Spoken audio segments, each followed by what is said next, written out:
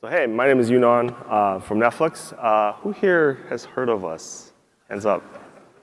Quite a few, that's great. We have 130 million customers. Hands up if you are a subscriber. That's amazing. There's only like a few of you that don't have subscriptions. By coming to this talk today, those of you that don't, I'm pleased to say I can offer you a free subscription in the form of a free trial. So go sign up, check out the service. It's great. Anyway, all kidding aside, so we're in 190 countries, which is almost every country but 2 in the entire world. And you guys help us stream a ridiculous amount of media every single day. And we're also available on basically any device with a screen and an internet connection, right? So literally there are hundreds of millions of devices out there that you can stream Netflix on. And for those of you who haven't seen this yet, or maybe you have, this is kind of our newest and greatest user interface that we provide for our customers. This is just an example of it on the browser. Super responsive. You can see that it's localized. So this is the Chinese version of it. Again, things are just auto-playing. It looks really great. So this is Netflix circa 2018, right? If we wind the dial back 10 years, it looked like this. So who remembers this? Who's hardcore? Who still had? Nice. Right, so that's 2009. And we've come a long way from 2009 to here, right? And we've done some new things too, 4K, streaming, downloads. You can watch it anywhere. And the question I have is like, how do we go from that rudimentary UI in 2009 to this now super responsive one in 2018?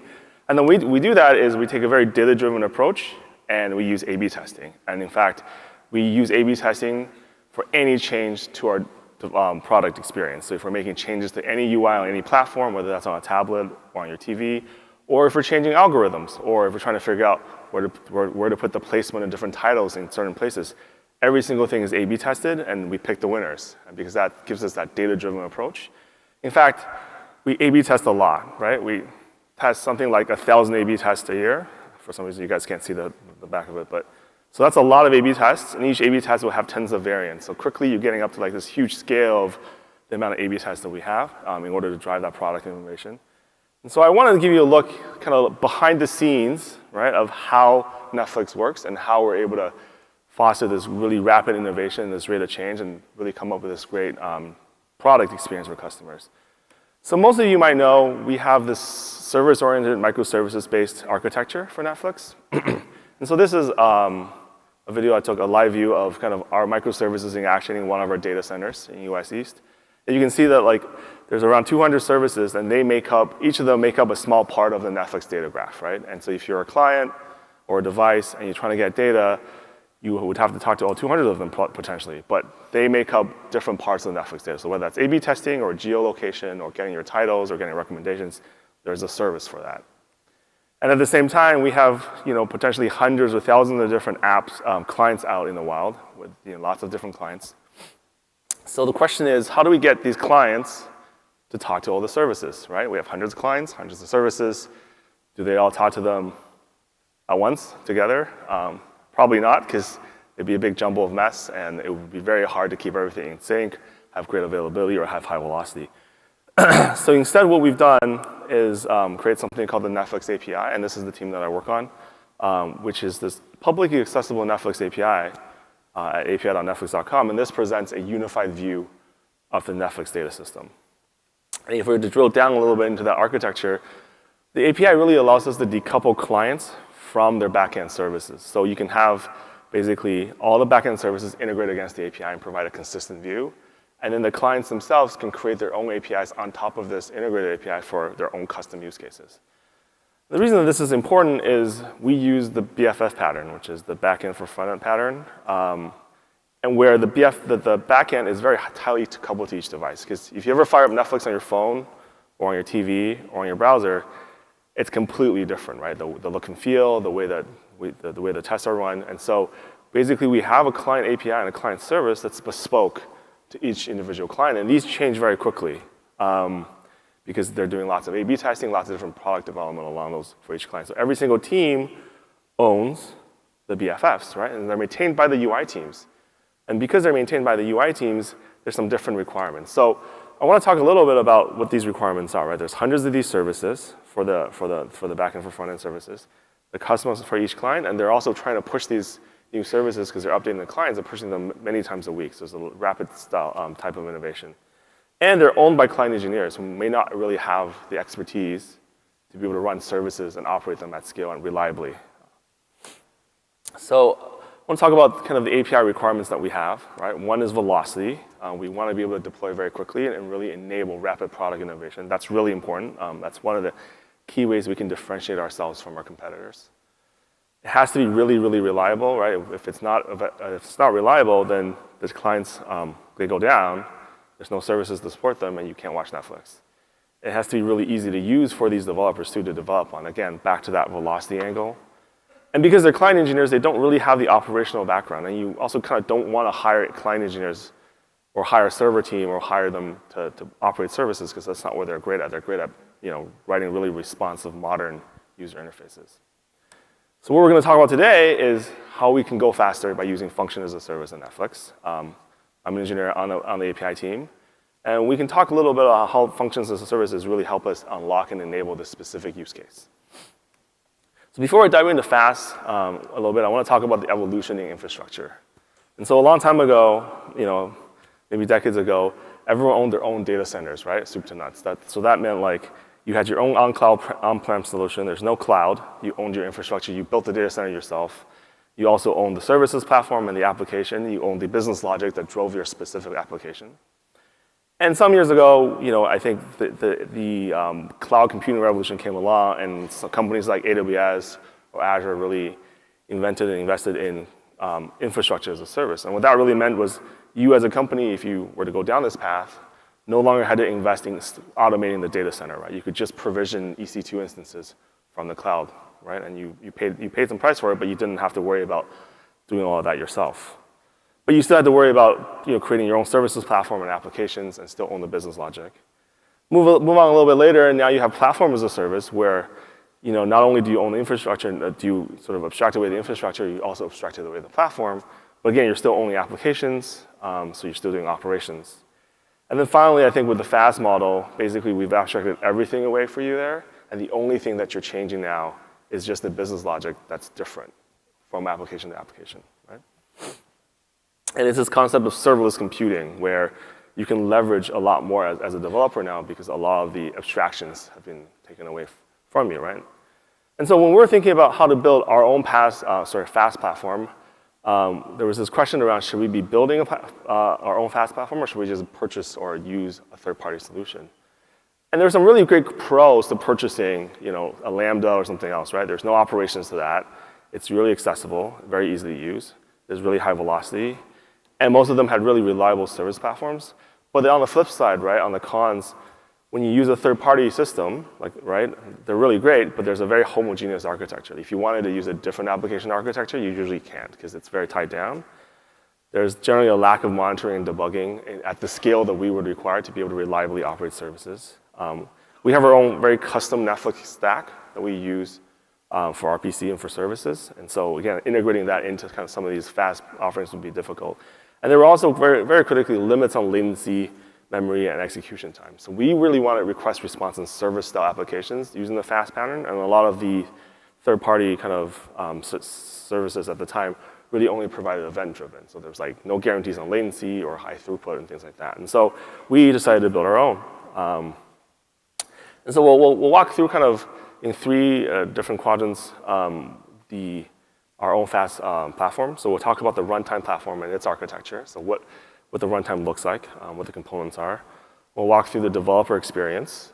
So how does it feel like as a developer to use the platform itself. And then lastly, we'll talk about management and operations. So let's start with the Runtime platform. And I want to go back to this slide for a second because in order to build function as a service, right, you have to build the foundation. So you have to build infrastructure and platform as a service and all of that before you can get to functions because these things build on top of each other. So if we go back to infrastructure as a service, for example, well, how do we do that at Netflix, right? What do we use? And as probably many of you know, we're almost completely hosted on the cloud using AWS at Netflix. We're like one of their big partners, and we really love the services that AWS provides. And of course, we heavily use EC2, right? EC2 makes up like the foundation of infrastructure at Netflix. Basically, that's the lowest level you can go in terms of provisioning infrastructure. But at the time, I think a couple years ago, when we were thinking about building the FaaS platform, there was this kind of new paradigm that kind of came on the block with this thing called Docker, which lets you containerize applications.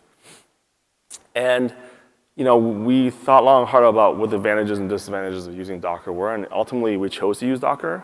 And the reason we chose to use containers as a foundation is that it gave us some of these advantages, right, for a platform so that we could build an ergonomic, efficient, and really with a platform with high development velocity. So one, containers are really lightweight and fast, and so when you deploy a container to production, it takes tens of seconds instead of minutes, because you don't have to wait for the operating system to boot. You just drop a container right on using the scheduler.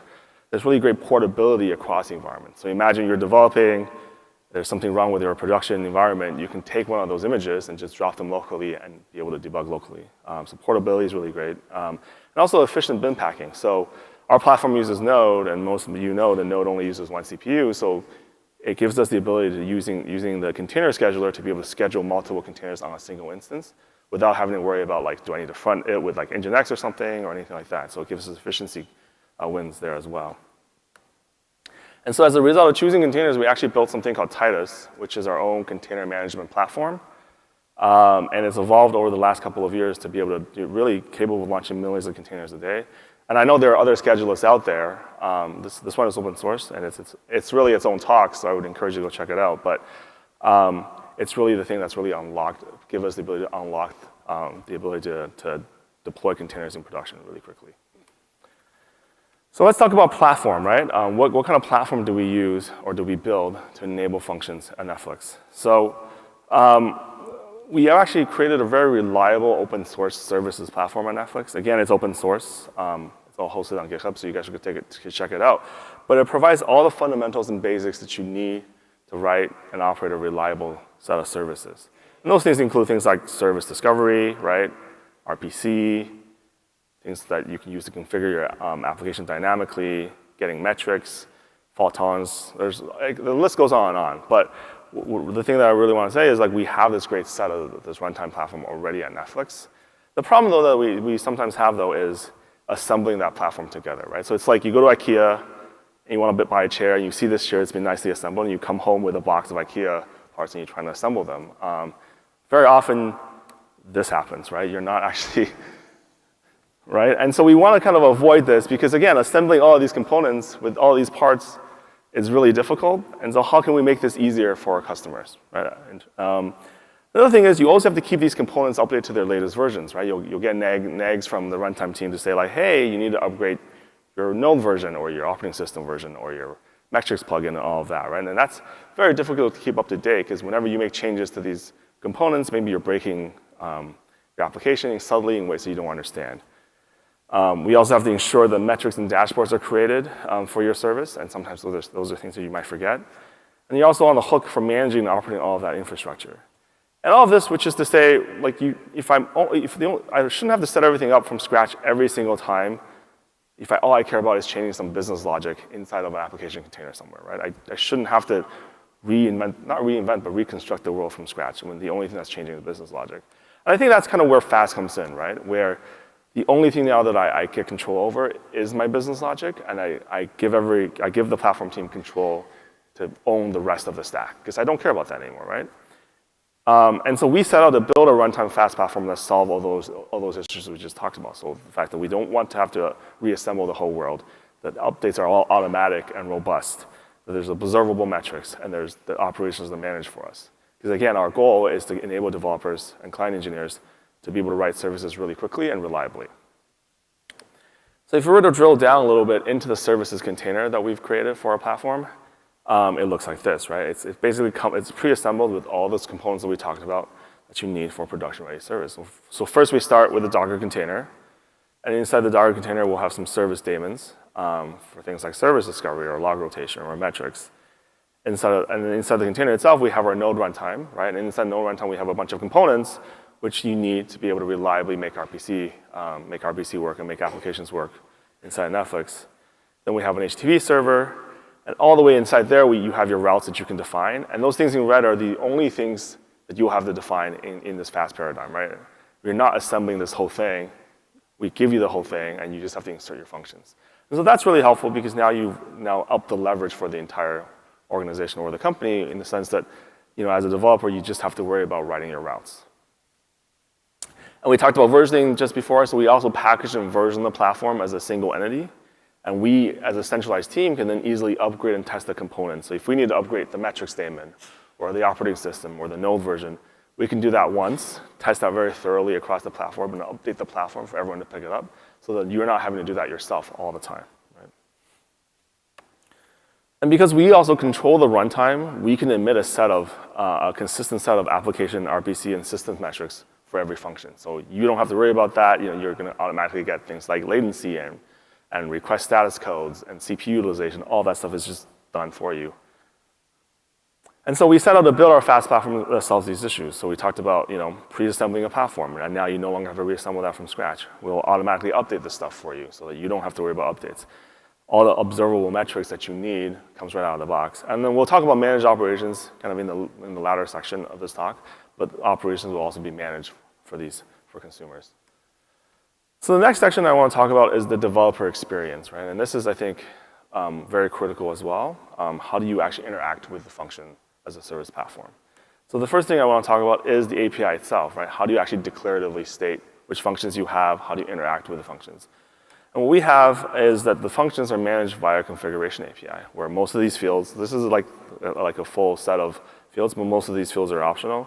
So there are things like you can declare your service name, you can declare the platform version that you're using, you can declare the functions that you actually have that you want to inject into your platform. Any additional source code, configuration, lifecycle management, and we'll get into these in detail in this section, so we can walk through some of them.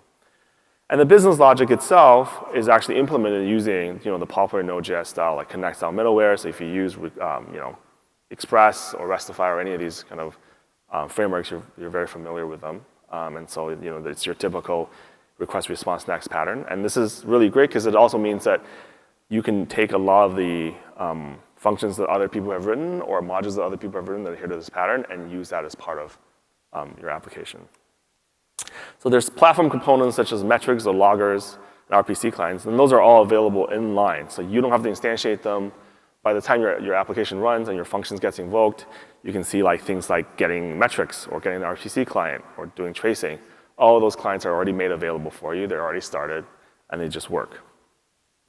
If you have your own custom components, right, you can manage those via startup and shutdown hooks. So you can maybe start a database driver or something yourself that's long-lived for the lifetime of your function if you like, and shut it down when you're done. So again, giving you that flexibility. Like I said, hooks are initially before the platform starts, and so even inside the hooks themselves, you have access to all the platform components to be able to do whatever you like. Inject in the metrics clients for yourself to emit additional metrics. External dependencies can all be used, so you can import your third-party modules into your functions. Use all 700,000 of them from NPM, so this gives folks the flexibility as well. And so our goal really, from that point, is now you have this really full-fledged API. It's pretty flexible, and you also are able to use it pretty easily because most of the components are instantiated for you, right? But the other thing that I want to talk about is the local development experience. So we talked about the API. Right? But how do we improve the software development lifecycle for the developers when they're developing these functions? And so what we've created is a developer workflow toolkit called Newt, which is the Netflix workflow toolkit. And that simplifies your kind of common developer tasks. So if you think about you're a developer, you just started today at a company, what are kind of all the processes and steps you need to do, right? So development, debugging, testing, publishing, deployment, all that stuff. But even before all of that, probably the first thing you're gonna have to do is bootstrap your computer and install all the developer tools, right? And so even from that perspective, we've created a one-click setup using Newt for consistent development experience. So basically, you install Newt, and it bootstraps onto your laptop or your development machine all the libraries and runtimes that you'll need. So your tool chains, your compilers, your runtimes, and that makes sure we have a consistent developer platform for everyone across the entire company, which makes it much easier to debug when things go wrong. If we move specifically to the function as a service platform from local development, we also want to enable engineers to interactively test functions in seconds. So again, reducing that friction and increasing velocity. And so you may have some local functions that you checked out at Git somewhere, right? Because we're using containers, we can drop basically a production container that's ready for you locally using Docker. So now you have a production service up and running. And then what we can do is mount your code into the production container and do live file syncing and live reloads so that when you make changes to your code locally, it gets synced to the container, it restarts, and you're able to just debug and develop with the stuff interactively as if it was running locally, which it is. And so as a result, you get access to things like all the logs, and you can attach debuggers, you can test it locally. And this really really reduces the friction in which the developers have to be able to really quickly iterate on their service code.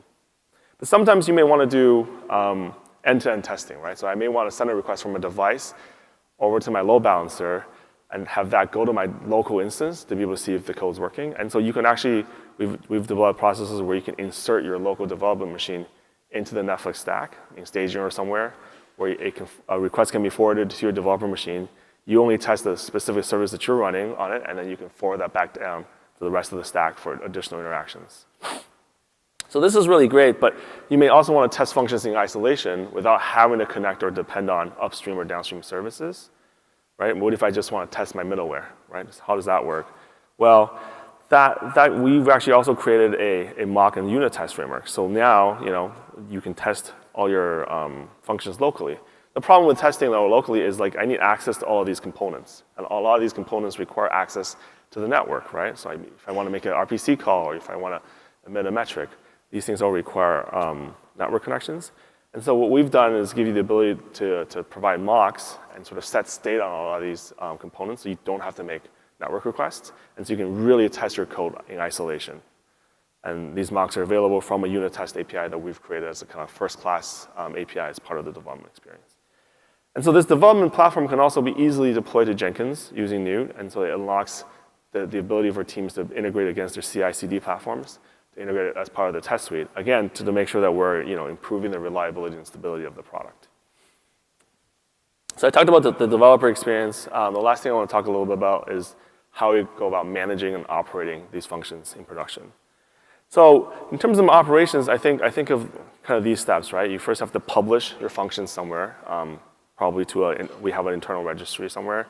Then you have to take those functions that you've published and deploy them to production so they're running. And once they've been deployed, you need to operate those functions to make sure that they're running as expected. And so if we talk about the publishing part, right? This is like, we let you publish the functions using our Newt tool. And these functions are versioned and immutably saved in a central registry. They're not deployed to production, you've just published them. And once you publish them, you make them available now to be deployed into production. And you can see it's just like it's like a one-liner using our tools to be able to quickly publish something to the registry. They're tagged with a version, organization, and a name, and other metadata, such as like the platform version and commit hashes to make it easy for you to track these functions. And underneath the hood, what's actually happening is we're creating a Docker image at publish time, which combines our version of the platform plus the version of your functions, and we kind of bake them into one, and now there's a Docker image that corresponds to the version of your function. And we have a centralized function registry, and that's used to manage functions. So you can go in there and list functions that are only specific to your team, to the versions, and there's all that additional metadata that we just talked about earlier for you to easily disambiguate and check your functions.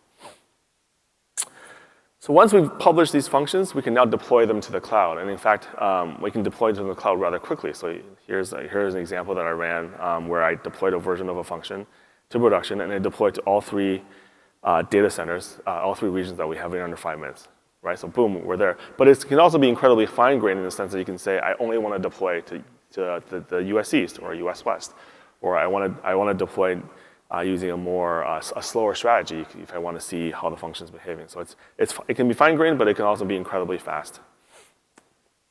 And these functions are deployed using Titus, which is our container orchestration system. And so we basically pull the registry, and what Titus will do is schedule the container in the cloud, as many as you need. And so we use the canary process quite a bit too at Netflix. And the canaries are a really good way to test your code out in production without incurring a large production outage. You may deploy like a very small percentage of your fleet with a new version of some software, and you want to see the differences. And so we've automated all of that process so that you can automatically deploy Canary as a new function version. And there's automated Canary analysis tools as part of that deployment. So you can look at your scores and see whether you've regressed on things like CPU utilization or latency. And all of this gives you the ability to really fine-tune and ensure that your new functions are as reliable as possible.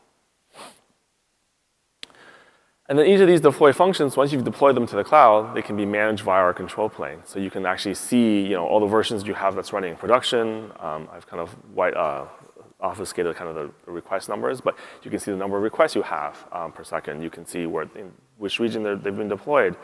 You can see when they're created. You can go back and check, quick link out to the dashboards or stream logs.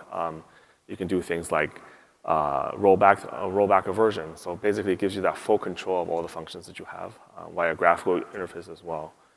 And you have things like detailed historical information. So this really helps you debug when things go wrong, right? So did somebody accidentally delete a cluster? Did someone accidentally deploy a new one? So this gives you that full historical information. We also use auto-scaling to scale the infrastructure that backs all of the functions automatically. And this helps us to save costs and increase availability. And you get the opportunity to initially configure like a baseline for your function. And so you can say, I want it in these regions, I want it in these stacks, here's the number of instances I think I might need. But what's also critical is we give you the ability to specify the hardware parameters of your instances. You can say, I want this many CPUs or this much disk. So it's very flexible and very configurable as well. And like we talked about earlier, metrics and dashboards are automatically generated for each function as well. So just by default, by using function as a service in our platform, it generates a rich set of metrics which are visualized in the dashboards for you. With alerts, they're also generated for you as well. So you'll just get alerts that are by default emailed to you. So in case there's something wrong with your service, right, you can take some actions, integrate with PagerDuty, things like that. All of the real-time and historical logs are available for your functions. So because you don't get the ability to log onto the instances anymore, we've provided tooling for you to be able to see logs in real time. So you can really see what's going on with your functions if things do go wrong. Things like profiling, the CPU and post-mortem debugging tools, all of this tooling is still made available, so you can easily debug and check out your applications. And one last thing I'll mention is that the infrastructure and the operations of the platform and the application itself now is handled by a centralized team. So as part of your client team and you've deployed some functions, you're only on call for like the business logic itself, right? If that's bad, you might get paged. But if there's problems with the hardware or problems with the infrastructure or a data center or a load balancer, you're not on the hook for that. And so the infrastructure teams and the platform teams will take care of the operations for you. And so today we talked about our FaaS platform. We talked about the runtime platform architecture and how we've created a modern RPC platform for us to run functions on. We talked about the developer experience and how we made it easy for you to to develop and debug locally and integrate with the cloud and provide a test and unit testing framework. We talked about the management operations of it, right, where we've automatically generated dashboards and metrics and alerts, and we've made management of your functions very easy.